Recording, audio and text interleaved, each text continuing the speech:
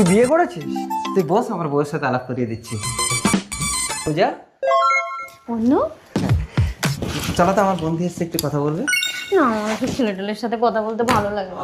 ও বাবা, আচ্ছা ঠিক আছে, তোমাকে কথা বলতে হবে না, চলো একটু মুখটা দেখিয়ে চলে আসবে। না, আমার মুখ আমি তোমাকে ছাড়া কাউকে দেখাবো না।